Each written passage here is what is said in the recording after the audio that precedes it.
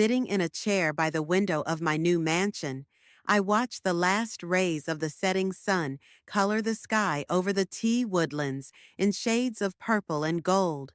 My old hands, mottled with wrinkles and age spots, rest on the arms of a chair that costs more than all my old furniture combined. Sometimes I catch myself thinking that it's all a dream, that tomorrow I'll wake up in my little apartment on the outskirts of town, where I've lived for the last 15 years since Herbert died. I'm 75, and for the first time in years, I feel truly at home. What a strange twist of fate that at an age when most of my female peers have long since resigned themselves to a quiet life surrounded by pictures of children and grandchildren, I have begun a new chapter. The cup of tea in my hands is still warm, and the memories are all too vivid.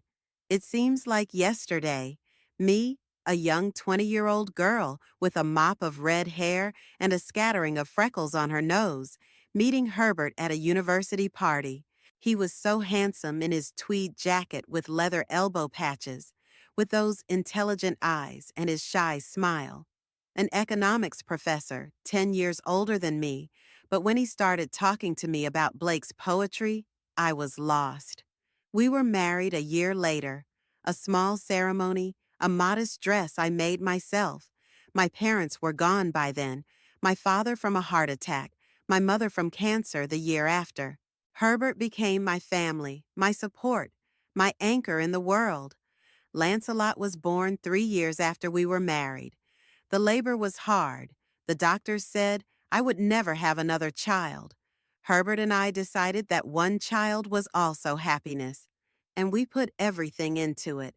Our love, our hopes, our dreams. I remember how Lancelot took his first steps in our little garden, how he learned to read sitting on my lap, how he proudly showed us his drawings and crafts. Herbert taught him how to play chess. I taught him how to bake ginger cookies according to my grandmother's recipe. University, majoring in financial analysis, red diploma.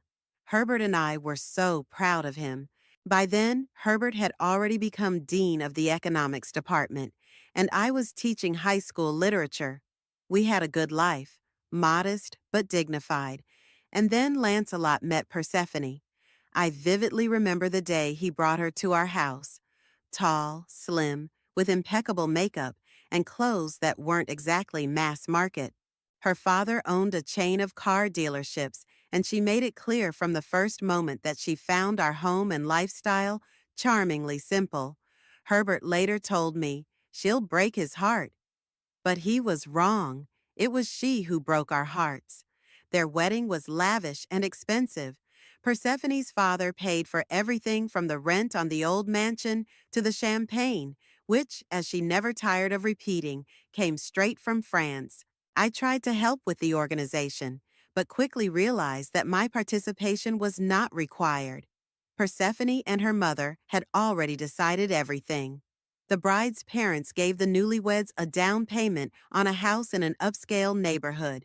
Herbert and I, a set, which Persephone politely thanked and, I'm sure, never used. 3 grandchildren appeared one after another 2 years apart: Roland, Tristan, and Isolde. Beautiful children with Lancelot's eyes and their mother's haughty expression.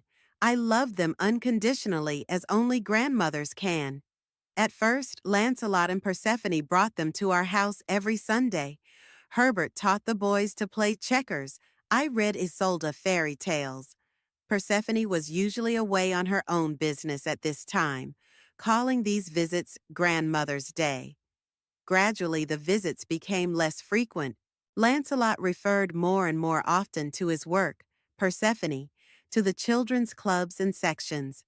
Herbert and I began to visit them ourselves, but we felt that our visits were more of an obligation than a joy. When the children needed a babysitter, we'd get a call. "Verity, you're retired, you have plenty of time, and Lancelot and I are so tired at work." I never said no. I babysat, cooked, cleaned, did laundry while the young parents vacationed or networked. When Herbert was diagnosed with pancreatic cancer, Lancelot visited him in the hospital twice, Persephone not once. The kids might get scared. I spent the last months between home and the hospital, torn between caring for my husband and the grandchildren, who still had to be taken because Persephone had an important appointment and Lancelot can't take the day off. Herbert left quietly, in his sleep, holding my hand. At the funeral, Lancelot stood stone-faced, responding one-wordedly to condolences from his father's co-workers. Persephone ostentatiously blotted dry eyes with a Chanel handkerchief. The grandchildren were cranky and asked when we were going home. After the funeral, I sold our house. Too many memories, too much Herbert in every corner. Bought a small apartment in a high-rise. Lancelot helped with the move, but was clearly annoyed at having to spend a weekend on it. When I asked if he wanted to take anything as a memento of his father, he shrugged. There's no room for old stuff. We're just renovating. For the first year without Herbert, I existed like a fog. I called Lancelot every Sunday, but the conversations grew shorter and shorter. Often Persephone would pick up the phone and say her husband was busy. Sometimes I could hear his voice in the background. Then there were years when I tried to be helpful, bringing home-cooked meals, buying gifts for the grandchildren, offering to help with the children. Persephone took it all for granted, but she never missed a chance to say, "You, Verity, of course you cook the old-fashioned way. Kids don't eat that nowadays." Or, "We try not to buy toys with small parts. It's dangerous." When Lancelot lost his job during the economic crisis, I gave him all my savings, $40,000 that Herbert and I were saving for our old age. "I'll pay it back, Mom, as soon as I get back on my feet," he said. I replied that it wasn't a loan, but a gift. He found a new job 3 months later, and another 6 months later, he and Persephone bought a new car. He never thought about money again. Each year, I saw my grandchildren less and less. Roland, the eldest, at 14, already looked at me with the same condescending politeness as his mother. Tristan was always engrossed in his phone and answered one-wordedly. Only Isolde, the youngest, sometimes showed genuine interest, asking me about how we lived in the old days. But even she grew up, and her visits became rare and short. My 70th birthday, I met alone. Lancelot called the next day, apologizing. "Sorry, Mom. Got caught up in the moment. Forgot." I said I understood. "Next time, we will definitely celebrate. Bring the children," he promised. But in 71st, and in 72nd, and in 73rd, it was the same. A call the next day, apologies, promises. At 74, I stopped waiting. I started taking art classes at the local community center, joined a book club, volunteered at the library. I got a cat, a ginger mongrel Shakespeare picked up on the street. My life became quiet, measured, and, in general, not bad. Sometimes I called Lancelot more often, wrote letters to my grandchildren. I rarely got any replies. And then the unexpected happened. A letter from a law firm informing me that my great-aunt Brianna, whom we hadn't seen in 30 years, had passed away and left me her entire fortune. At first, I thought it was a mistake or a fraud. Brianna, my mother's sister, was an eccentric person. She went to Europe when she was young, married some aristocrat, then divorced and disappeared from sight. Occasional postcards came from around the world, but I hadn't heard from her in years. I called the law firm in question. Turns out it was true. Brianna had indeed died 6 months ago in Switzerland. Childless and widowed, she had left a will in which my dear niece Verity, the only person in the family with a sense of humor and no prejudice, was the sole heir. The amount of the inheritance made me sit up. $4.5 million, 2 apartments in Europe, and a collection of antiques estimated at 6 figures. I, Verity Sparks, a retired literature teacher, a widow with a modest pension and a cat, was suddenly a millionaire. My first thought was to call Lancelot, share the news. Maybe offer to help with the mortgage he was always complaining about, to pay for his grandchildren's college tuition. I dialed his number, the answering machine, left a message. Lancelot, it's Mom. I have news. Please call me back. He didn't call back that day or the next. 3 days later, I called again. This time, Persephone answered the phone. Verity, Lancelot is very busy right now. He has an important project. Is it something urgent? I said, no, nothing urgent. He'll call back this weekend, she promised. The weekend came and went. There was no call, and that's when I made my decision. For the first time in years, I thought about myself, not my son, not my grandchildren, not how I could be of use to them. I decided to buy a house, not just a house, a mansion, in T Woodlands, the most prestigious neighborhood in the city, where Persephone had always wanted to move, but couldn't afford it despite Lancelot's good job. The realtor showed me several options, and I fell in love with the last one. A 3-story Georgian-style building with columns, balconies, a winter garden, and a swimming pool. $3 million and it's yours, the realtor said. I nodded without bargaining. I was moving in all alone, except for Shakespeare and a team of movers. New furniture, new paintings, new life. The first night I sat in the empty living room, on the only chair, and thought, what have I done? But in the morning, waking up in the huge bedroom overlooking the garden, I realized I had no regrets. This was my home, my life, my choice. For the first time in decades, I felt like I wasn't someone's mother, grandmother, wife, but simply Verity, a woman entitled to her own happiness. And now I sit here, in my chair by the window, and think of Aunt Brianna, whom I hardly knew, but to whom I owe this new life. I wonder what she would say if she saw me now. Probably raise a glass of champagne and make one of her signature toasts. To new beginnings, dear. It's never too late to start living for yourself. It took me a week to realize that I could actually afford everything I had only dreamed of before. Not save for a rainy day, not save for medical treatment, not help Lancelot with his mortgage. Just living the life I want to live. For the first time, I woke up at night with a strange feeling of guilt, like I was doing something wrong, something reprehensible. Shouldn't I, as a mother, think of my son first? My grandchildren? Isn't it natural to give them my money?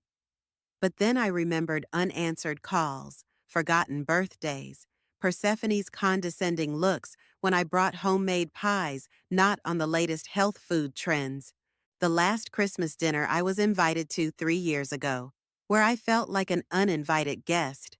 The way Isolde would correct me with barely concealed irritation when I mispronounced the name of some trendy band, and I realized, no, I didn't have to.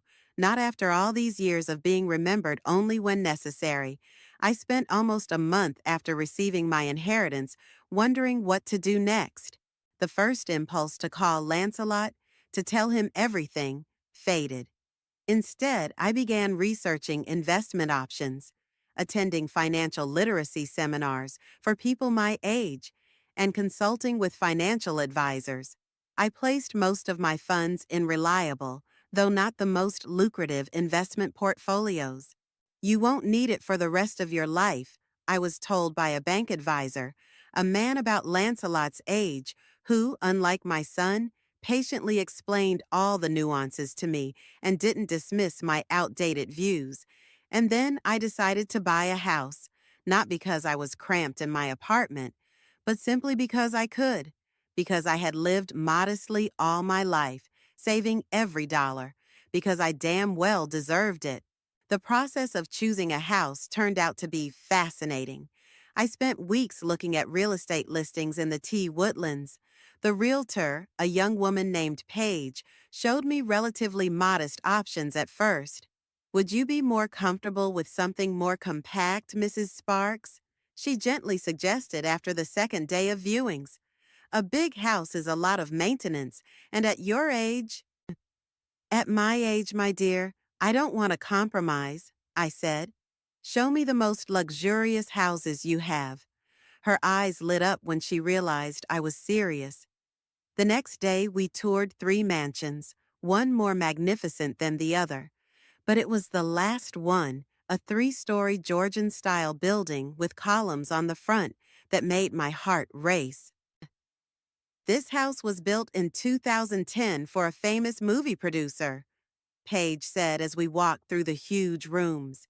6 bedrooms, 8 bathrooms, a movie room, a wine cellar, an indoor pool, a winter garden, 2 acres, landscaped by the winner of an international exhibition in Chelsea. I listened to her half listening, absorbed by the sense of space, light, beauty that filled the house. High ceilings, huge windows that overlooked the immaculately manicured garden with its fountain, mahogany wood paneling in the library, a marble fireplace in the living room. 3 million? I asked when we finished looking around. 3,200,000, Paige nodded. But I think we can settle for 3. I pictured Persephone's face if she saw this house. Her eternal, we could afford it too, if it weren't for the mortgage payments and the kids and this economy. I'll take it, I said. 3 million. No haggling. The paperwork process took 2 weeks. During that time, I started planning how I would furnish my new home. I was so engrossed that I almost didn't remember that Lancelot hadn't called me back. At first, I thought about hiring an interior designer, but then I decided I could do it myself. After all, it's my house, and I'm the one living in it. In my previous life, I had always agreed with Herbert's choices, then with Lancelot and Persephone's opinion of what was right for Grandma. Now I wanted to create a space that reflected the real me. I ordered a huge sofa in a deep blue color that I had always dreamed of, but which Herbert thought was too bold. A king-size bed with a carved dark wood headboard, shelving to the ceiling for my book collection, an antique desk for the library, modern appliances for the kitchen. Every purchase was a pleasure, every choice was solely mine. The move took place in mid-September when the weather was beginning to change, but it was still warm enough to enjoy the garden. Shakespeare, my cat, was disoriented by the vast space at first, but quickly settled in and chose his favorite spot, on the windowsill in the conservatory, where the sun created a warm spot for most of the day. I spent the first weeks in my new home blissfully alone, enjoying the silence, the space, the ability to do whatever I wanted without looking at anyone else's opinion. I woke up when I wanted, had breakfast on the terrace, read in the garden, watched old movies in the home theater, swam in the pool, despite my age and what people would say. But gradually, I began to feel the need to socialize. All my old friends lived on the other side of the city, in the neighborhood where my former apartment was located.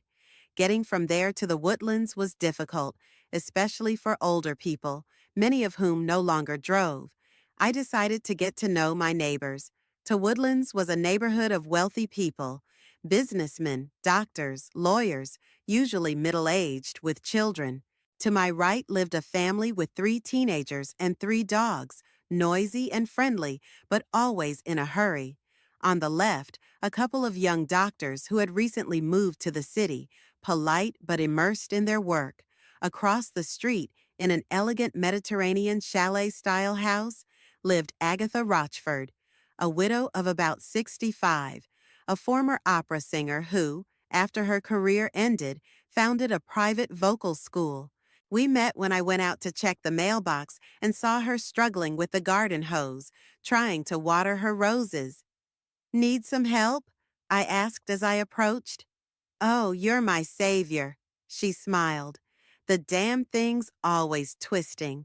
I'm Agatha, by the way. You must be the new mistress of the Henderson house."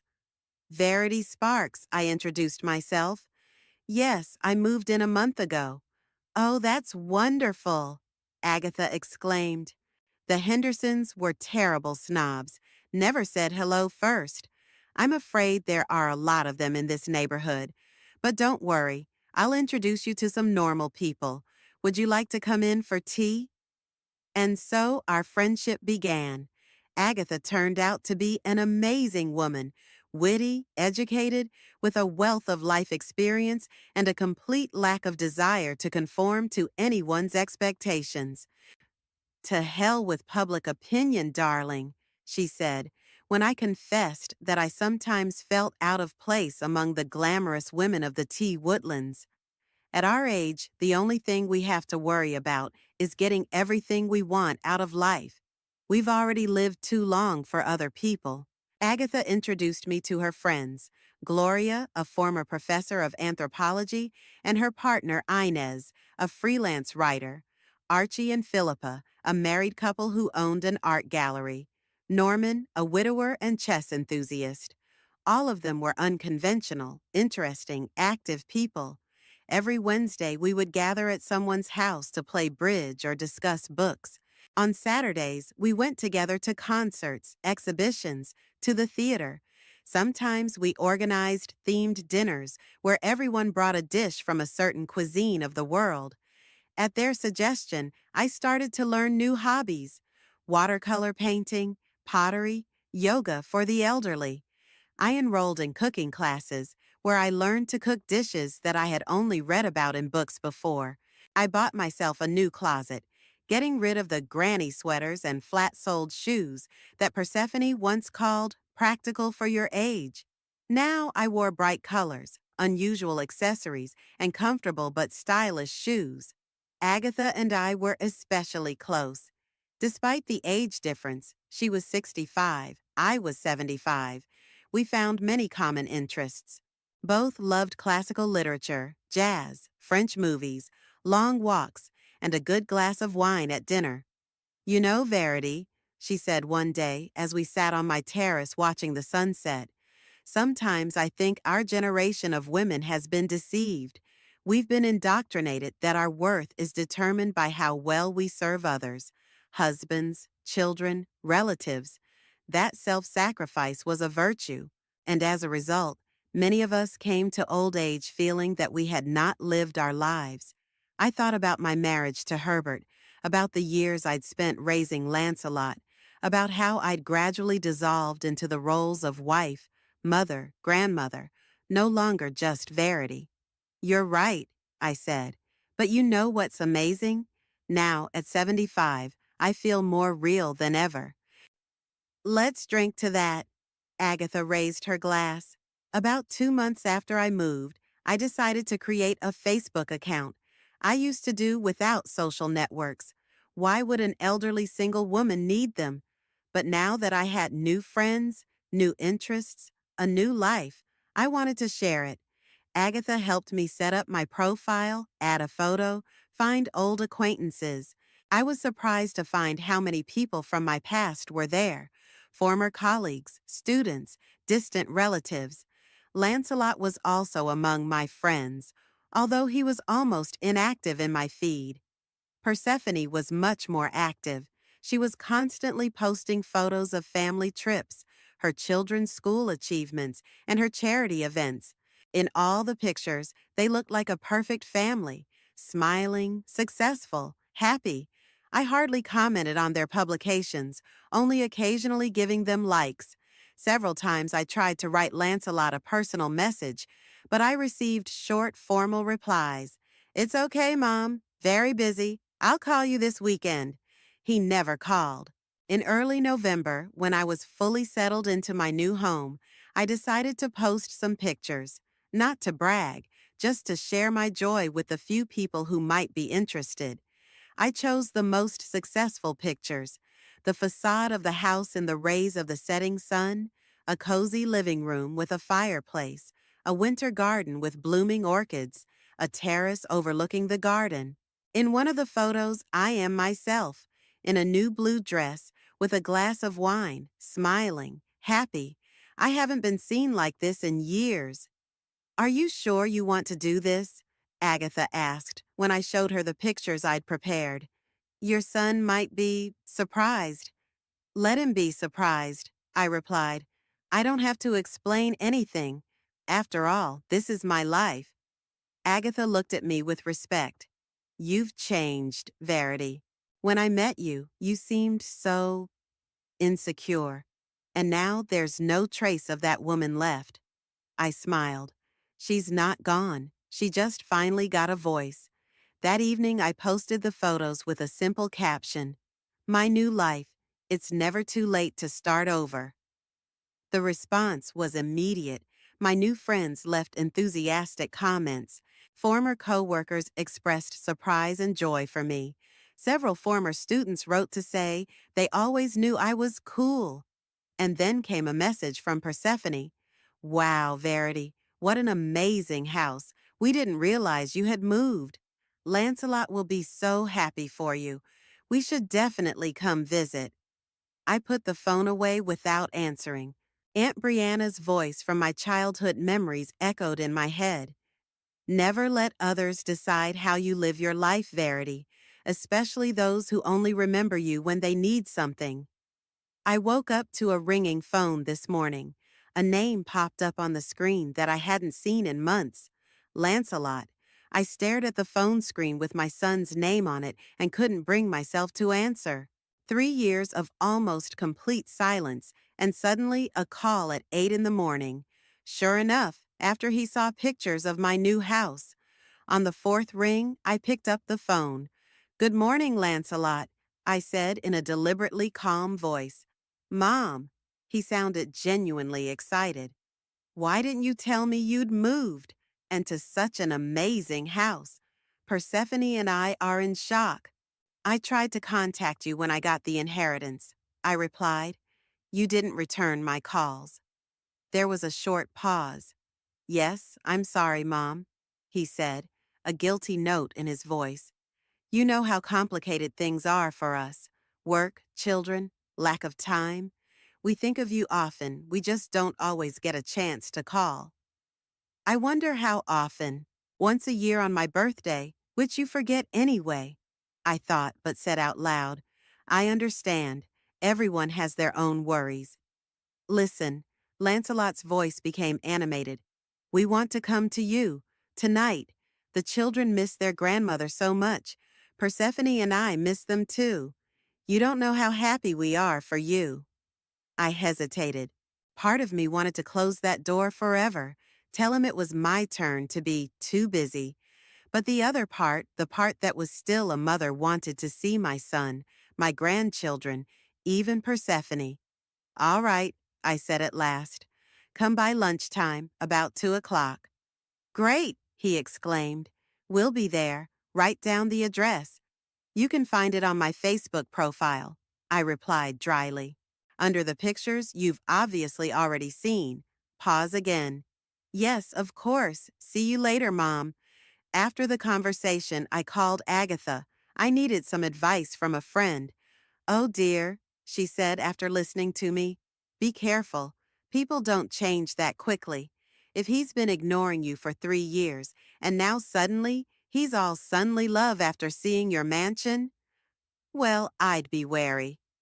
I know, I sighed, but he's still my son, and I want to see my grandchildren. Of course, Agatha softened. Just remember, you're no longer a defenseless old woman to be used. You have a choice, and if you need anything, call me anytime. I decided to order lunch from a nice restaurant instead of cooking it myself. Before, I would have spent all day in the kitchen trying to please Persephone and the kids. Now, I just called the Mediterranean restaurant Agatha had recommended and ordered a set for 5 with delivery. At exactly 2 o'clock, the gate bell rang. I turned on the intercom camera and saw a big black SUV, a new car. By the looks of it, the last one I knew of was a silver sedan. Lancelot was the first to get out of the car. He was still handsome in his 45, though there was gray in his hair and wrinkles around his eyes from the constant strain. Persephone followed, slim and trim, with flawless makeup and a new haircut. The grandchildren came reluctantly out of the back doors. Roland, an almost grown boy of 17.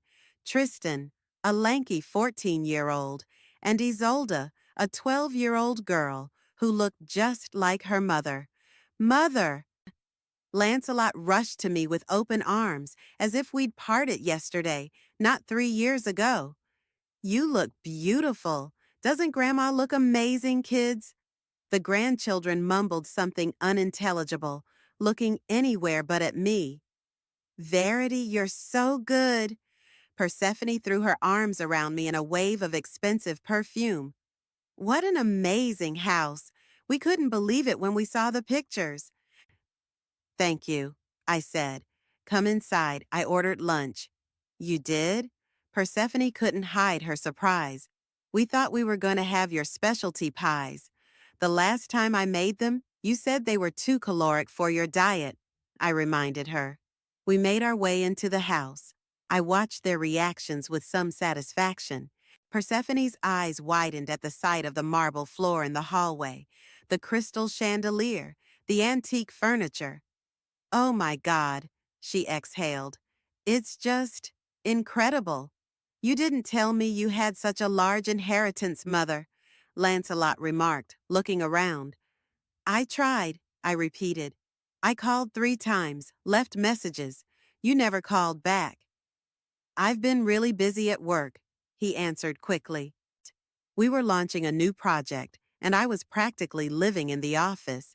For the next hour, I drove them around the house. Persephone couldn't contain her exclamation at the sight of every expensive detail. The Italian furniture, the French tapestries, the collection of paintings I'd started to collect. How much is this worth? She asked, pointing to a Ming vase or an antique clock. And this? How about this one? Roland showed interest only in the home theater and the billiard game room I had set up for guests. That's a cool setup, he said, looking at the sound system. I could use one of those. Maybe for Christmas? Persephone said, looking at me meaningfully. Tristan spent the whole inspection with his headphones on, only nodding occasionally in response to my questions. But Isolde, to my surprise, was genuinely interested. Grandma, did you draw this? She asked, pointing to the watercolor landscape in the hallway. Yes, these are my first attempts, I smiled. I've recently started taking painting lessons. Cool. She scrutinized the painting. I like to paint too, but my mom says it's a waste of time. Isolde, Persephone snapped at her. I never said that. I was only suggesting that you try something more promising for your future career. When we reached my bedroom, with its huge bed and walk-in closet, Persephone couldn't hide her envy. God, Verity, why do you have such a big bed and so much room for your clothes? Because I can afford it, I answered simply, and I like waking up in a nice room. But you must be lonely in such a big house, don't you? She asked me in a heartfelt voice. All these rooms, and you're all alone. I have Shakespeare, I pointed to the cat, who was watching us from the windowsill, and friends who often come to visit. Friends? Lancelot looked surprised. What friends? New ones, I answered. Neighbors, people from the book club, from art classes. Ah, how nice, Persephone said condescendingly. But still, it's not the same as family. We're so worried about you. At dinner, the conversation flowed awkwardly, with long pauses. Lancelot and Persephone exchanged glances, as if deciding who would speak first about something important. The grandchildren ate in silence, only occasionally answering my questions about school and hobbies. So, where did this inheritance come from, Verity? Persephone finally asked when we reached dessert. Lancelot said you didn't have any rich relatives. My great-aunt Brianna, I answered. She had no children, so she left everything to me. Exactly how much did she leave? Persephone asked bluntly. Enough to buy this house and live comfortably for the rest of my life. Grandma, can I have a new iPhone? Tristan asked, speaking directly to me for the first time all lunch. Everyone in the class already has one, but I have an older model. Tristan. Lancelot was indignant, but somehow unconvincing. Why? The boy shrugged. Grandmother's rich now, so she can give it to me. I need a new cell phone too, Roland said, and a laptop for college. I looked at my grandchildren and bitterly realized that I hardly knew them. These teenagers, demanding expensive gadgets from a grandmother they hadn't seen in 3 years, were strangers to me. I don't need anything, Isolde said quietly. Just maybe some good paints, if you really want to give something, Grandma. After dinner, we moved to the drawing room. Lancelot and Persephone sat down opposite me, obviously preparing for a serious conversation. Mother, Lancelot began, we wanted to talk to you about the future. It seems to us that a house this big is too much for you alone. So many rooms, such a large garden. It takes care, time, effort. I have a gardener and a housekeeper, I said. I can manage, but still, Persephone intervened, it's not safe to live alone at your age. What if something happens? Who will help you? I have a panic button and neighbors who visit regularly. We've been thinking, the son continued, maybe you should move in with us. We have a guest room on the first floor, very comfortable, and this house could be rented out. Can you imagine how much rent a mansion like this would bring in? And who will manage that money? I asked you directly. Well, Lancelot hesitated.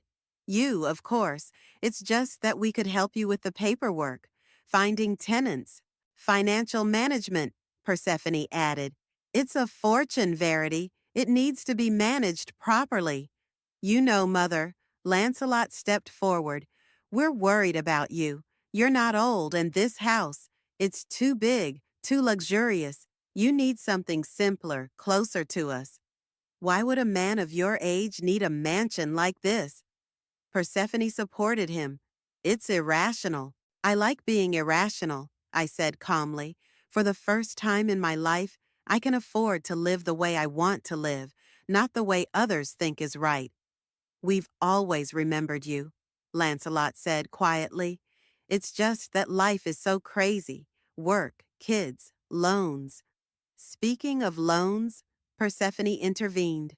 We're in a difficult financial situation right now, Verity. Roland's going to college next year, which is a huge expense, and Lancelot's job is downsizing. You could lose your job? I asked my son. It's a possibility. He nodded. The company is going through some bad times, and the mortgage, the car, the insurance, the children's education. We're barely making ends meet. I noticed Persephone involuntarily adjusting the expensive watch on her wrist. Her designer handbag, tossed carelessly on the couch, was probably worth the monthly salary of an average worker. Barely making ends meet, I repeated. Is that why you bought a new car? Lancelot was embarrassed. It was a necessity. The old one was falling apart. I looked at my watch. It was almost 6 in the evening. Thank you for coming, I said, rising. It was nice to see you all, but I'm tired, and I still have plans for tonight. Plans? Lancelot looked confused. What are they? My friends are coming over at 7, I answered. We play bridge on Wednesdays. But we haven't seen each other for so long, Persephone protested. We have so much to talk about. We can do it another time, I said. Call and make an appointment. They rose reluctantly. Only Isolde stopped to say quietly, Thank you, Grandmother. You have a very beautiful house, and I've missed you. I hugged her, feeling genuinely warm for the first time all day. As I walked them to the car, I noticed Lancelot and Persephone talking tensely, giving me concerned glances. As they were getting into the car, Lancelot turned and said, Mom, can I talk to you for a minute? He pulled me away from the others. Look, I know we haven't been the best of relatives these last few years, he began, but we really need help right now. I'm in debt, a lot of debt. If I lose my job, how much? I asked him bluntly. 200,000. He lowered his eyes. Loans, mortgages, children's education, and Persephone's watch, I added. Yes, she likes beautiful things. He sighed. But that's not the point. I'm afraid for the children, for their future. If we lose the house, you want me to give you 200,000? I asked. That would be a huge help. He nodded. I'd pay it back as soon as I got back on my feet. With interest, if you want. I remembered how he'd said the same thing when I'd given him my savings, and how he'd never paid me back a dollar. I'll think about it, I said. I need some time.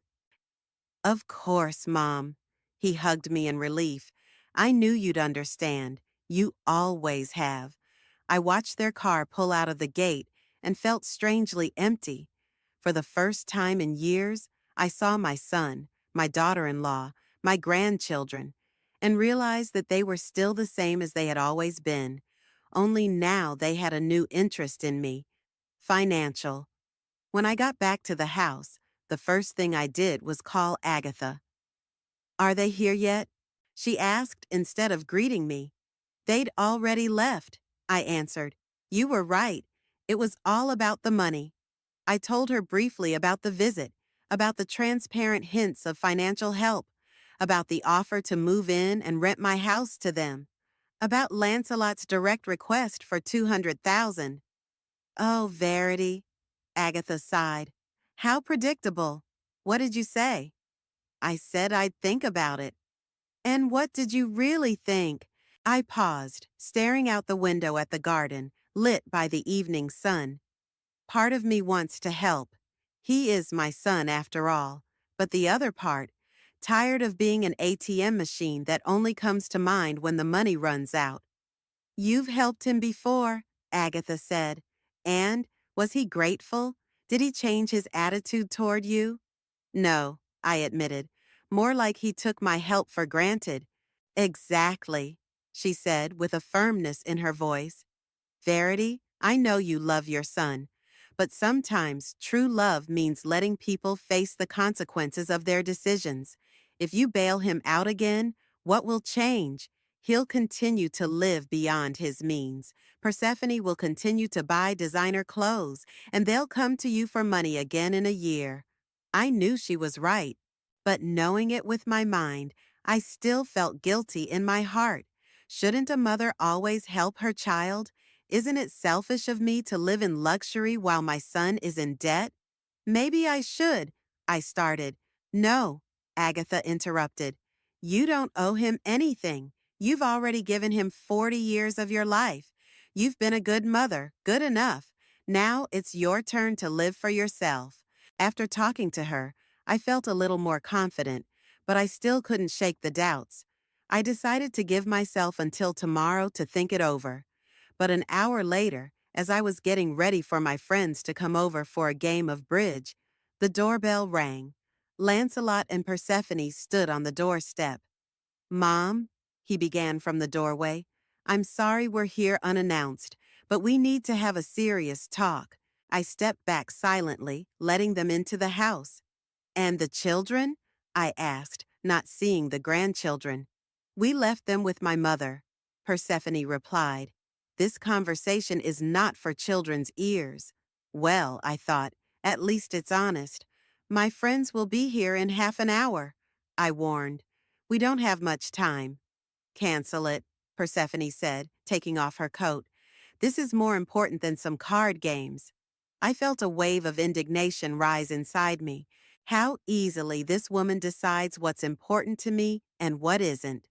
My plans are as important as yours, I said firmly. Half an hour is all you have. Persephone looked as if she wanted to object, but Lancelot put a hand on her shoulder. Of course, Mother, we understand, he said. Let's get right down to business. We went into the parlor. I sat down in my favorite chair, and they sat on the couch across from me. Mother, Lancelot began, I haven't been completely honest this afternoon. The situation is much more serious than I said. It's not just 200,000 in debt. Yeah, I've made some bad investments. Bad investments, I repeated. I invested in a friend's startup. He avoided looking me in the eye. It seemed promising. Everyone said it was a win-win. But the company went bankrupt. And not only did I lose my money, but I took out a loan against the house. I took out a loan against the house. And now the bank wants to foreclose on your house? I guessed. Yes, he nodded. We only have 2 months to pay off the loan, or we'll lose the house. And that means the kids will have to change schools, friends. It'll ruin their lives. How much do you need? I asked bluntly. Lancelot looked at Persephone. 500,000, he answered quietly. I couldn't hold back a surprised gasp. 500,000? But this afternoon you were talking about 200. I was afraid I'd shock you, he said, but there's no time for half-truths now. We need 500,000 to keep the house and pay off the other debts. I looked at my son and didn't recognize him. When did he learn to lie like that? When did he become able to look me in the eye and talk first about 200 and a few hours later about 500,000? But that's not all, Persephone intervened. Lancelot and I have given it a lot of thought, and we've come to the conclusion that you, Verity, really should move in with us, not only because of your age and health, but also for financial reasons. What kind of considerations? I asked, though I already knew the answer. Tax optimization, she said with the look of an expert. If you sign this house over to us, you can avoid most of the taxes, and we'll make sure you keep the right to live here for the rest of your life. So, you want me to give you a house worth $3 million, give you 500,000, and move in with you? I clarified. It sounds strange when you put it that way, Mother. Lancelot grinned nervously. But it's actually good for everyone. You'll be looked after, not alone. We'll keep our house, and we can rent or sell this one in the future. When I'm dead, I mentally finished for him. And you've already decided? I asked. What to do with my house and my money? We're just trying to help, Persephone exclaimed. You're an old woman, Verity. It's hard for you to understand all the legal and financial intricacies. We want to save you the trouble. I felt anger rising inside me. Not the cold anger I'd felt before, but hot, burning anger. That's very thoughtful, I said, trying to stay calm. And when do you plan to do all this? The sooner the better, Lancelot answered. We've already consulted with a lawyer. He can have the documents ready by the end of the week. By the end of the week, I repeated. That means in 3 days I have to give you my house, $500,000, and move into your guest room. You make it sound like we're trying to trick you, Mom, Lancelot said, resentment in his voice. We're your family. We care about you. You do, I nodded. That's why you didn't call for 3 years. That's why you only remembered me when you saw the pictures of my new house. We've been busy, Persephone began to justify herself. We have kids, work. We all have kids and jobs, I interrupted. But most people still find time to call their mothers once a month. Mom? Lancelot stepped forward. Let's not get into this right now. We're in a crisis. We could lose the house. The kids would have to change schools. Do you really want your grandchildren to suffer for principles? This is it. The manipulation I expected. If you don't help, you're a bad grandmother. You're to blame for your children's suffering.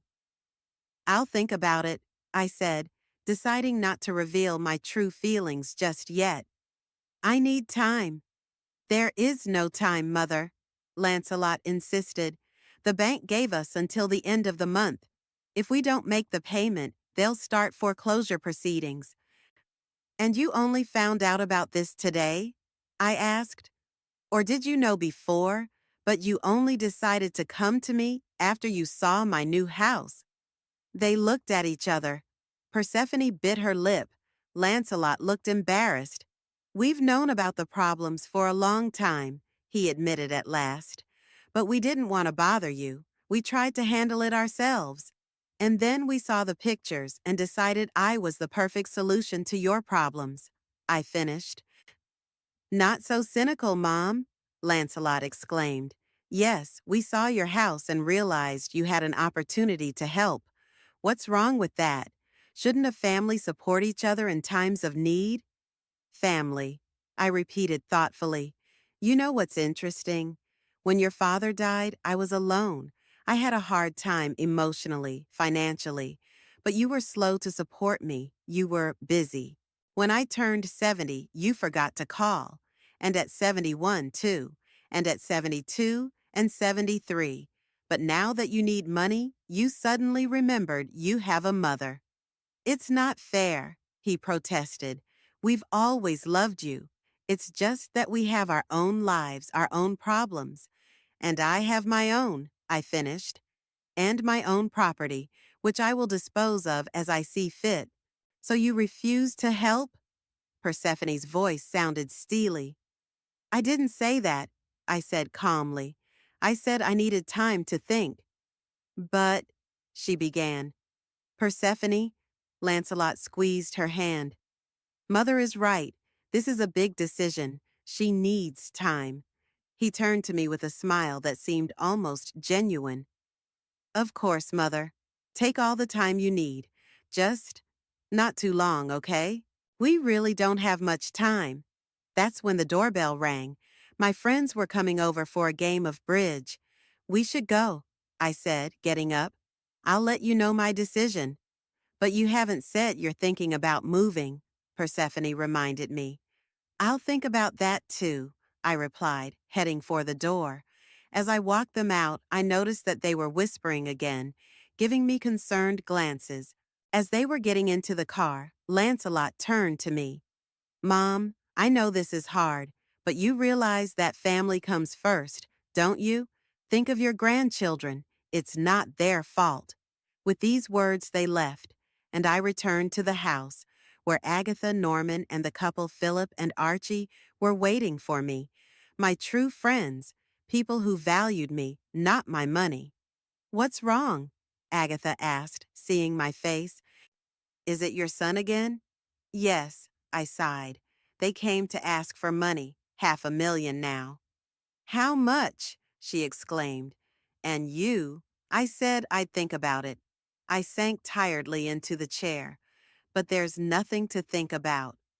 So you're not going to help them? Philippa asked. I don't know, I admitted.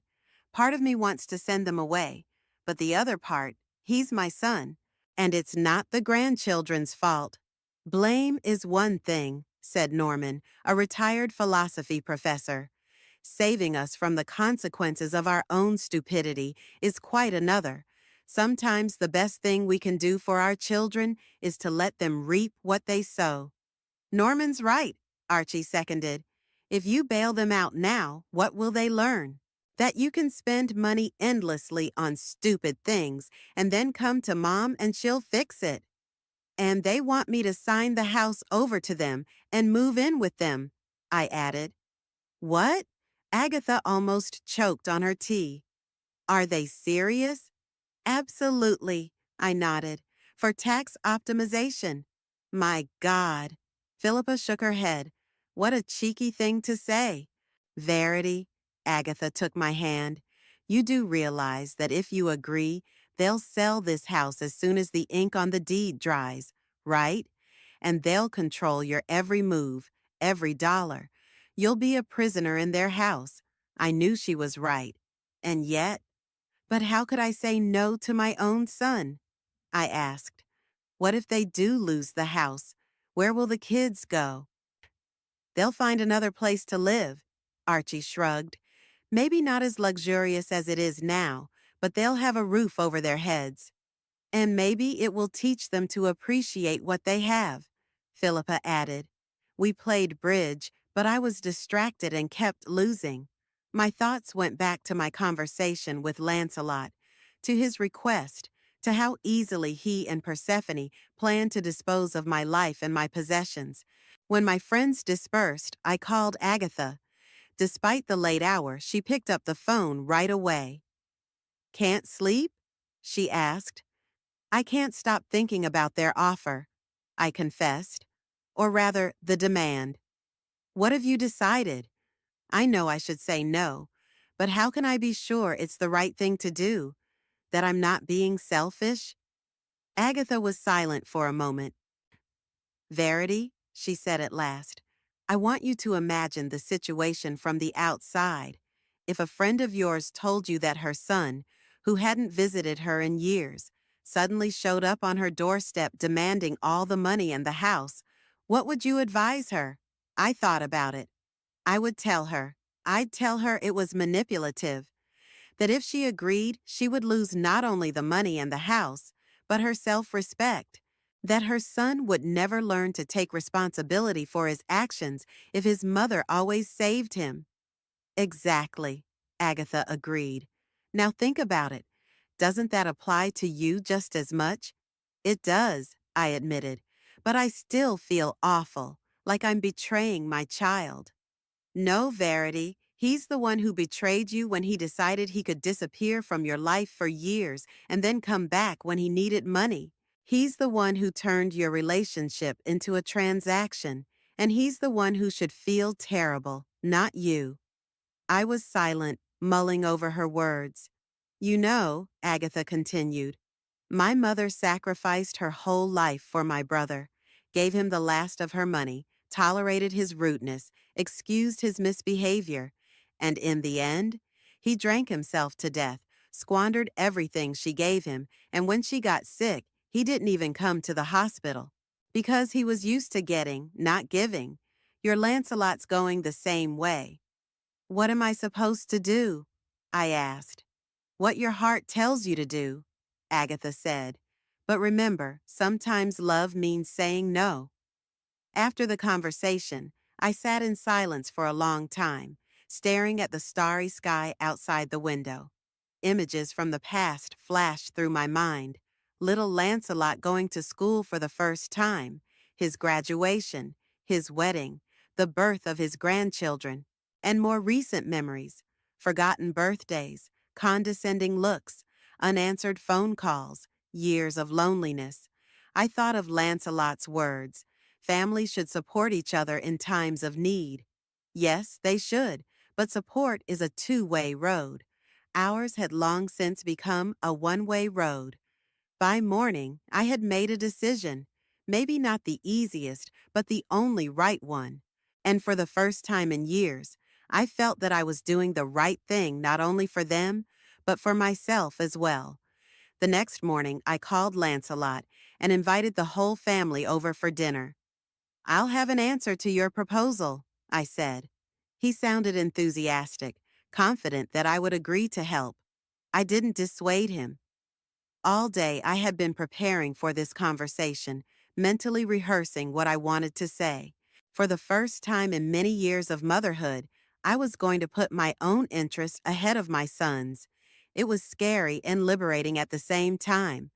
I decided not to order food from the restaurant, but to make dinner myself, not for Persephone, who would find something to complain about, but for myself. I baked an apple pie from my grandmother's recipe, the same one Lancelot had loved as a child. It might be our last family dinner, and I wanted it to be special. They arrived at 6 p.m. sharp, the whole family, including the children.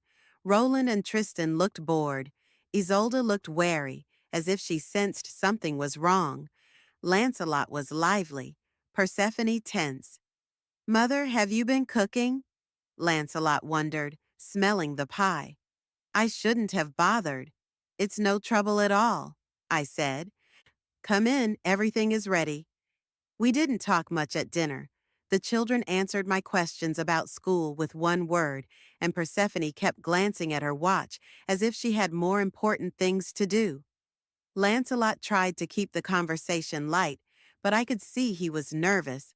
Finally, when we got to dessert, he couldn't take it anymore. "So, what have you decided, Mom?" About our conversation. I set my fork aside and straightened up. This was the moment of truth. I've thought it over, I began, and I've made a decision. Persephone stepped forward.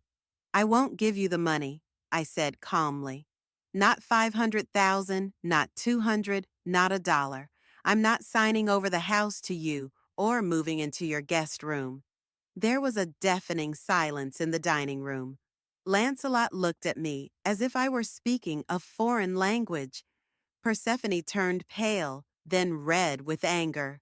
The children froze, not realizing what was happening. You, what? Lancelot finally squeezed out. I refuse you, I repeated firmly. This is my final decision. But why? He looked genuinely surprised. We've explained how we need help. We could lose the house. I know, I nodded, and I'm sorry. But these are the consequences of your decisions, not mine. I can't believe it. Persephone jumped up from her seat. You're sitting in this big house, swimming in money, and you refuse to help your own son? What kind of mother are you? That's a good question. I looked her straight in the eye. What kind of mother am I? The kind that put her son's interests ahead of her own for 30 years. The one who gave away her life savings when he needed money. The one who babysat your grandchildren when it suited you and who you forgot when you didn't need a free babysitter. Mommy, Lancelot exclaimed, it's not fair. Unfair? I shook my head. You know what isn't fair? That after my father died, you almost disappeared from my life. That you forgot my birthday 3 years in a row. That you didn't invite me over last Christmas. That I had to call you and you didn't call me back for weeks. That's not fair. We had our own lives, he began to justify. Kids, work, always running out of time. Everyone has a life, I interrupted, but most people make time for their loved ones, especially if they're lonely and old. How dare you? Persephone exclaimed. After all Lancelot has done for you. What exactly has he done for me? I asked. In the last 5 years, what? Helped you move after my father died? That only took 1 day. What else?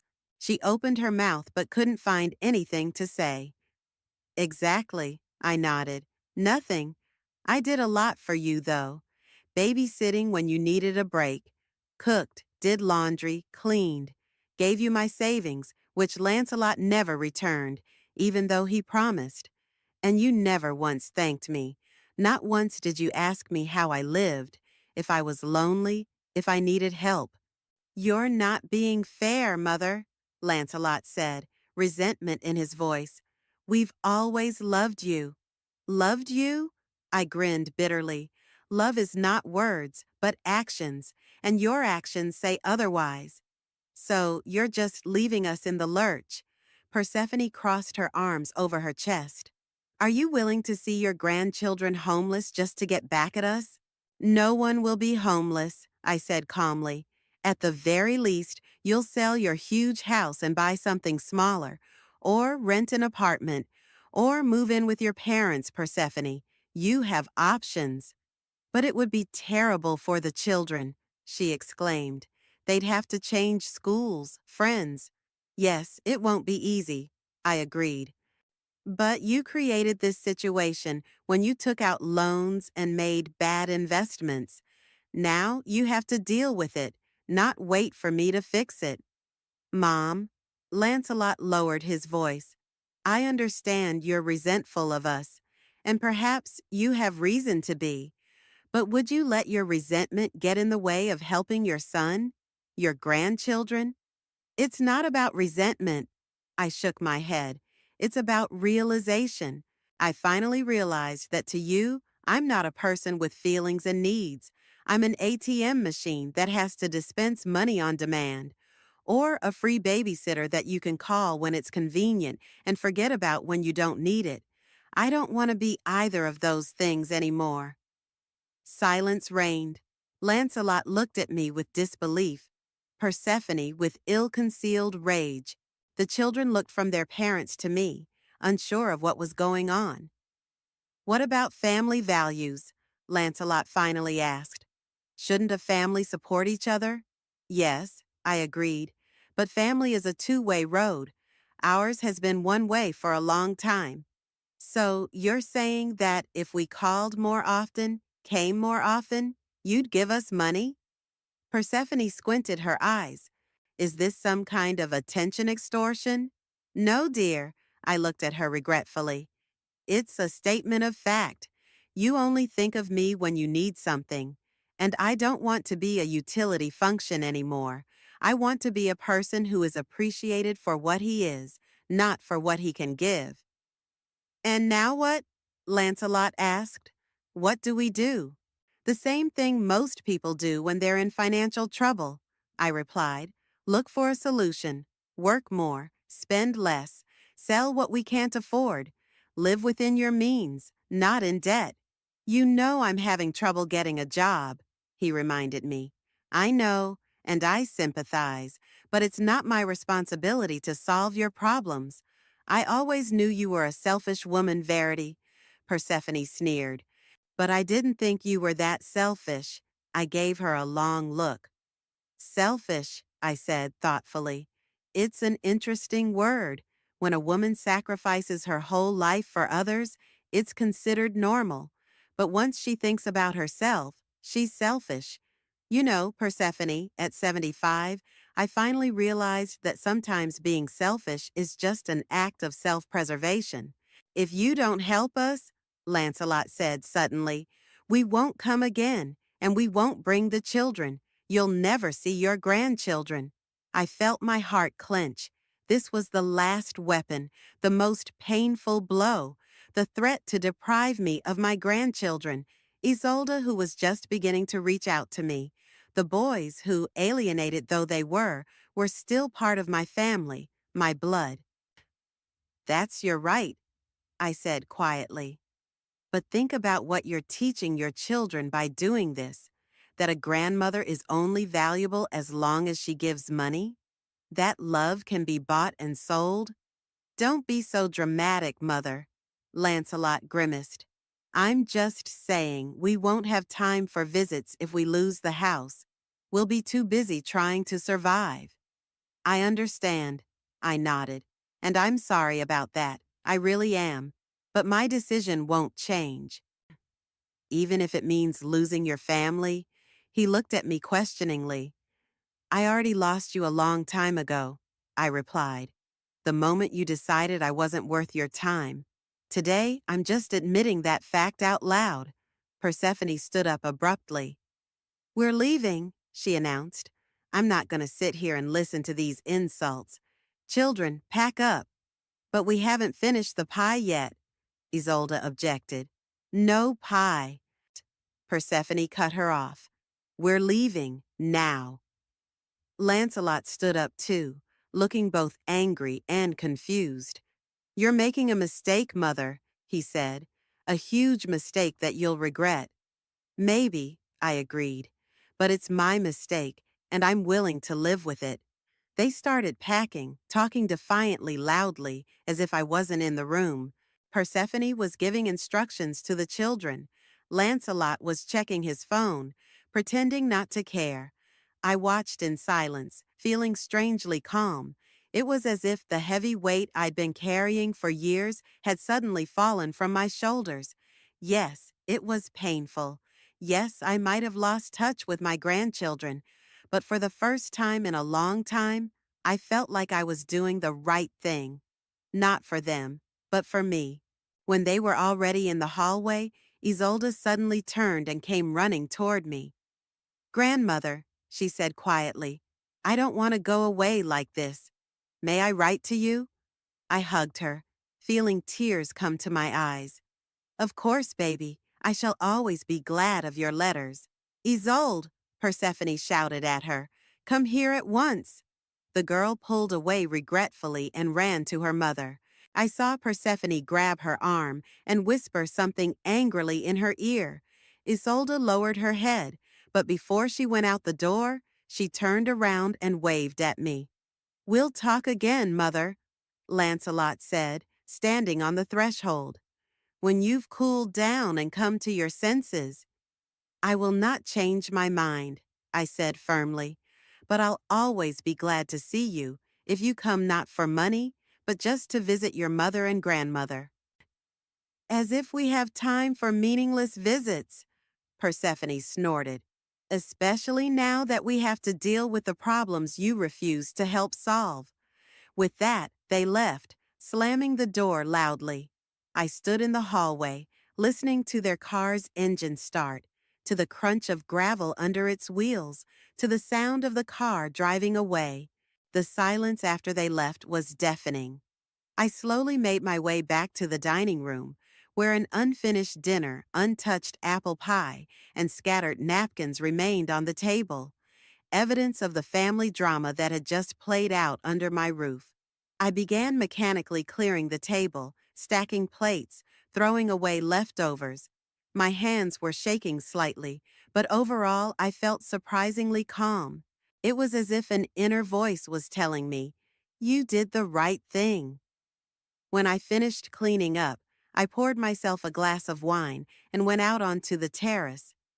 The night was warm and starry. Crickets chirped in the garden, and somewhere in the distance, I could hear the sound of passing cars. It was an ordinary, peaceful night, which in no way reflected the storm that had occurred in my house. I thought about my decision, about its consequences, about whether I'd done the right thing. Part of me still doubted. My maternal instinct was screaming, "How could you say no to your own son? How could you risk losing touch with your grandchildren?" But the other part, the more rational, more mature part, knew if I said yes, it would be the end of my independence, my dignity, my new life. I would become a prisoner in their home, a cash cow, valued only for what she gives. My phone rang, breaking the silence. It was Agatha. "How's it going?" she asked without preamble. "Did you tell them?" "Yes," I answered. "They didn't take it very well." "No wonder," she said with a snicker. "So, what now?" "I don't know," I admitted. "They're gone. Lancelot said I'd regret my decision. Persephone called me selfish. They threatened I'd never see my grandchildren again." "Emotional blackmail," Agatha stated. "Classic move. How do you feel?" "I've been thinking." Strange, but free. Like I'd finally said out loud what I'd been holding in for years. Like I'd let go of a burden I'd been carrying for too long. "That's a good sign," she said. "It means you did the right thing." But what if I never see my grandchildren again? That fear was still gnawing at me inside.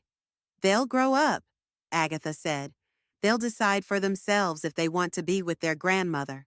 Until then, Verity, you can't let yourself be blackmailed. It'll never end. Today it's 500,000. Tomorrow it's 1 million. The day after that it's the whole house and savings." I knew she was right. And yet, "Isolde came to me before she left," I said. "Asked if she could write to me. She's such a good girl, Agatha, not like her parents." "You see?" There was satisfaction in Agatha's voice. "There's already a bond they can't break, no matter how hard they try. If the girl wants to communicate with you, she'll find a way. And boys, who knows? Maybe when they grow up, they'll realize who was really looking out for their welfare." We talked for a long time, and every minute I felt more and more sure of my decision. Yes, it wasn't easy. Yes, it could lead to a long rift with my son. But I could no longer live in a world where my worth was defined only by my usefulness to others. By the time we finished talking, it was past midnight. I finished my wine, looking up at the stars, and remembered Aunt Brianna's words from the letter in the will. "Verity, it's never too late to start living for yourself. Remember, you don't have to live up to other people's expectations. The only person you are accountable to is yourself." She was a wise woman, my aunt. Too bad it took me 75 years to realize the depth of her words. It had been a week since I had refused to help Lancelot and his family. A week of silence and unaccustomed calm. No calls, no messages, no visits. It was as if they didn't exist in my life at all. Well, it had been like that before they found out about my inheritance. Every morning I woke up with a dual feeling, a heavy sadness at the realization that I might have lost touch with my son and grandchildren forever, and a strange, almost dizzying relief that I no longer had to pretend that everything was all right, as if I wasn't hurt by their indifference, their condescension, their idea of me as a useless old woman who could only be demanded of without giving anything in return. On Wednesday, I received a Facebook message from Isolde, sent from her friend's account. Grandma, I miss you. My mom forbade me to write to you, but I will anyway. Just don't tell anyone. Love you. I sat looking at those simple words for a long time, feeling my eyes fill with tears. My little girl who would risk disobeying her mother to keep in touch with me. There was something of me in her, something Lancelot didn't have, an inner core, an ability to see people and not just what they can give. I answered her, I miss you too, darling, and I love you very much. Write when you can, and don't worry. It stays between us. I knew Persephone would be furious to learn of our secret correspondence, but hadn't she herself taught the children that Grandma only had value when she gave money? That family ties can be severed on a whim when they are no longer profitable? Why, then, is she surprised that her daughter hasn't learned that lesson? On Thursday, Agatha offered me a trip into town. You need to unwind, she said. We spent the day walking through art galleries, eating at a small French bistro, buying things we liked simply because we could afford it. No excuses, no, it's too expensive, or what will people say? Just two not young women enjoying life on their own terms. You know, Agatha said as we sat in the cafe over a cup of espresso, I've noticed one thing. Men become more and more valuable in the eyes of society as they age. Wise old man, honorable gentleman, respected patriarch. And women are the opposite. The older we get, the more invisible we become. Unless we fulfill a role approved by society. Selfless mother, sacrificial grandmother, uncomplaining mother-in-law. You're right, I agreed. All our lives we are taught that our value is in serving others. First to our parents, then to our husband, then to our children, then to our grandchildren. But what's left for ourselves? When is it our turn to live? Apparently never, Agatha hummed. At least that's what society thinks. But you know what? To hell with society. We're in our 60s. We've earned the right to live the way we want to live, not the way other people expect us to live. On Saturday, Norman, an elderly widower whom we met in a painting class, came to visit me, an intelligent, educated man with kind eyes and a slight irony about everything, including himself. He invited me to a classical music concert in the city park. It's not a date, Verity, he said, noticing my hesitation. Just two lonely people who'd rather listen to Vivaldi together than apart. I agreed, feeling for the first time in years that I wasn't Grandma Verity, but simply a woman who'd been asked out by an interesting man. We spent a wonderful evening listening to music, talking about everything in the world, sharing stories from our long lives. Norman told how he lost his wife 5 years ago and thought his life was over. And then I realized that Elizabeth would want me to live on, not to exist, but to live. On Sunday, I decided to visit the local animal shelter. I had always loved dogs, but after Herbert's death, I had never decided to get a new one. It seemed like it would be a betrayal of our old Labrador Bruno, who had gone after his owner after 6 months. Perhaps it was time to change that. The shelter was noisy, smelling of disinfection and animals. Dogs barked, cats meowed, volunteers scurried back and forth, feeding, walking, caring for their charges. What can I do for you? I asked a young woman who, judging by her badge, was the volunteer coordinator. Would you like to take an animal? She asked. Maybe, I replied. But first, I would like to help as a volunteer. I have a lot of free time and I love animals. Her face brightened up. Oh, that's wonderful. We always need people, especially on weekdays when most volunteers are at work. You could help with feeding, walking, just sitting with the animals to get them used to human company. This is especially important for abuse survivors. That's how I became a volunteer at the Happy Paws shelter. 3 times a week, I would go there for a few hours, feed the cats, walk the dogs, just sit next to particularly frightened animals, reading aloud to them or talking quietly. It gave me a sense of need, a sense of meaningfulness that I had lost after Lancelot grew up and no longer needed me. I was especially attached to an old mutt named Roxy, toothless, with a cataract in one eye and a limp hind leg. Her owner had died, and her relatives refused to take her. Too old, too sick, too troublesome. I saw myself in her, a creature whose value was measured by usefulness, not just the right to love and care. No one will take her, the volunteer coordinator told me. Everyone wants puppies, or at least young dogs. Who wants an old wreck with a year or two to live? Me, I replied. I'll take her. And so my house had a new resident. Roxy couldn't climb the stairs, so I made a place for her in the conservatory, next to Shakespeare, my cat. He wasn't happy at first, but he gradually accepted it and even began to sleep next to Roxy, snuggling up against her warm side. The two old animals found peace in each other, just as I found peace in their company. Over the next month, I began actively planning the trip I had dreamed of all my life, a trip to Europe. Herbert had always wanted to show me Paris, Rome, Barcelona. But first there was no money, then no time, then no health. And now I had both, and I had both, and I had both. And no one to say, at your age, alone, you're crazy. Agatha decided to join me. Two old peppers conquering Europe, she laughed. Sounds like the title of a comedy.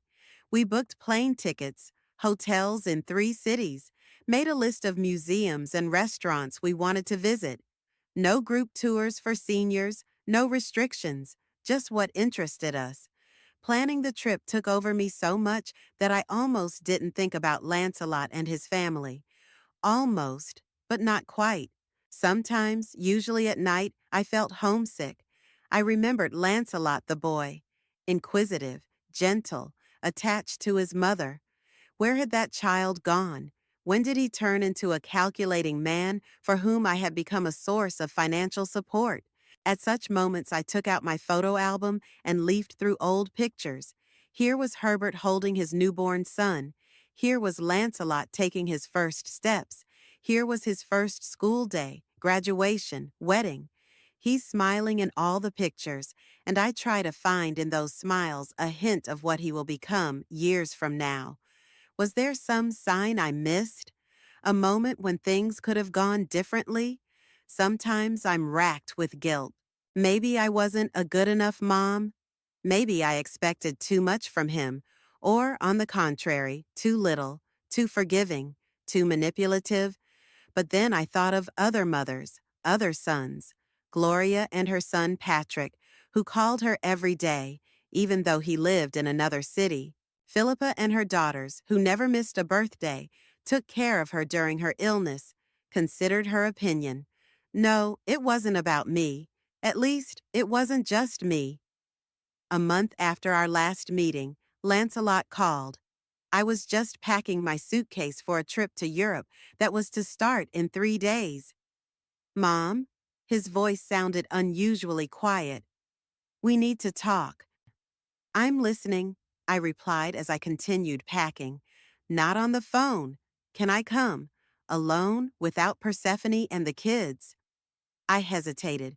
Part of me wanted to say no, to protect myself from more manipulation and accusations. But the other part, the part that would always be a mother, couldn't help but respond to that quiet voice. Okay, I said. Come by tomorrow at 11. But I don't have much time. I'm leaving in 3 days. You're leaving? He seemed surprised. Where? To Europe, I said. Agatha and I are going to Paris, Rome, and Barcelona for 3 weeks. Oh, was all he said. Okay, see you tomorrow, Mom. The next day at 11 sharp, the gate bell rang.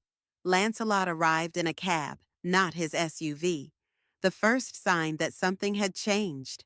He looked gaunt, tired, dark circles under his eyes. He was dressed plainly, in jeans and a sweater, not the designer stuff I was used to. Come on in, I said, letting him into the house. We walked into the living room. Roxy, seeing the stranger, growled quietly from her corner. You have a dog? Lancelot wondered. Yes, I nodded. I got her from the shelter a month ago. Her name is Roxy. I didn't know you liked dogs, he said thoughtfully. I mean, I knew you and your dad had Bruno, but I thought it was his idea. That's the problem, Lancelot. I sighed. There's a lot you don't know about me, because you've never asked. He lowered his head. You're right, and I've come to apologize for everything. I stared at him in silence, waiting for him to continue. We lost the house, he said quietly. The bank foreclosed a week ago. We're staying with Persephone's parents now. I'm sorry, I said sincerely. No, you're not, he grinned bitterly. You warned us. You said we were living beyond our means, and we didn't listen. We thought there was always a way out, that you'd save us like you'd saved us before. I didn't argue. Yes, part of me felt good that life had taught him a lesson, but a bigger part of me was still rooting for my son, for my grandchildren, having to go through such changes. How are the children? I asked. They're different, he sighed. Roland is angry at the world, especially at you. He thinks you should have helped us. Tristan's withdrawn, barely speaking. And Isolde, she seems strangely the most mature of us all. She said it was our own fault and that you had the right to use your money however you wanted. I smiled, thinking of my little granddaughter with such an adult understanding of the situation. Persephone has filed for divorce, Lancelot said suddenly. She said she didn't marry a promising financier to live in her parents' house and save on everything.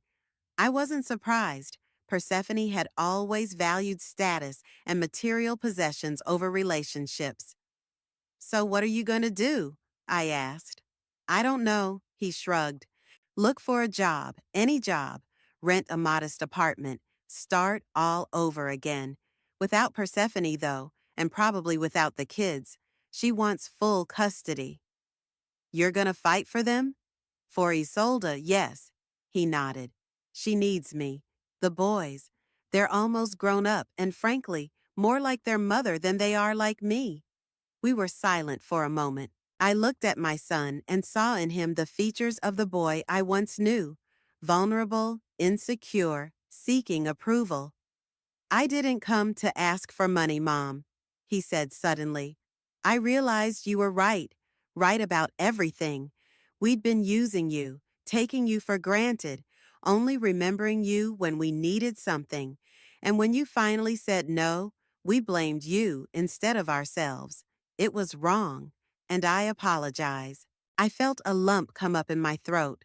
I hadn't expected to hear him say that. Thank you, I said quietly. It's important to me. I don't know if we'll ever get back together, he continued. I realize I've hurt you deeply, but I wanted you to know that I've realized my mistakes, and I will try not to repeat them with my own children. That's the most important thing, Lancelot, I said. To learn from your mistakes and become a better person. And you know, it's never too late to start over. It took me 75 years to realize that. He smiled weakly. You've changed, Mom. You've gotten stronger, more confident. I didn't notice before. Because all you saw in me was an old woman who had to live up to your expectations, I said without rebuke, just stating the fact. And I've always been more than just a mother or a grandmother. I was, and still am, a person with my own dreams, my own desires, my own interests. I'm sorry, he said again. I forgive you, I said sincerely. But that doesn't mean that everything will go back to the way it was. Trust has to be rebuilt, and that takes time. He nodded, understanding. Can I call you sometimes? He asked.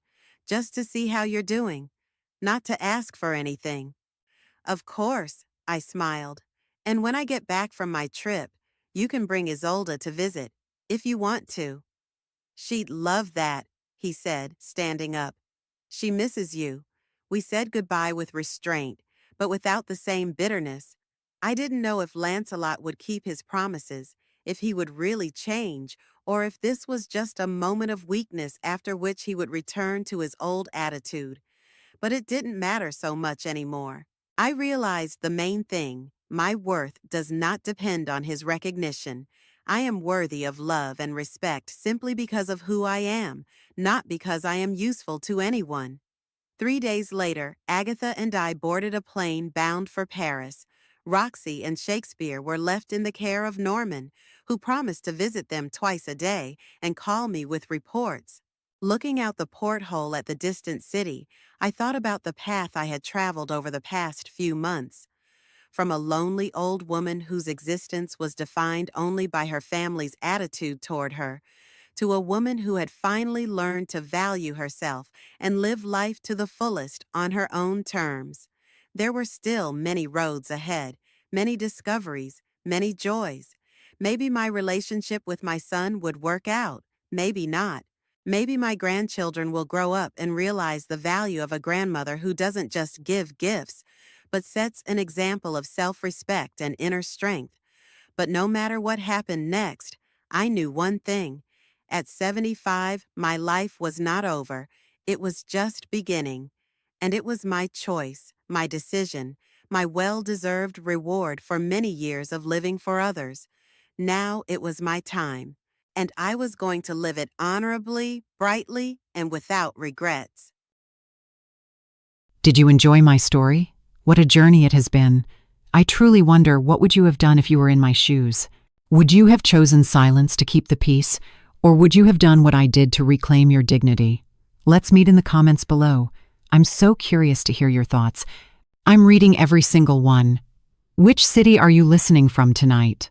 If my story resonated with you, you can support me and help me bring more stories like this to the world by sending a super thanks. Your sweet support means the world to me and allows me to continue this journey with all of you. On the screen now, you can see 2 new life stories that I highly recommend you watch next. There are so many more on my channel, each with its own lessons and triumphs. Don't forget to subscribe and click the notification bell so you never miss a new chapter. Thank you for being here with me. Until the next story, with love and respect.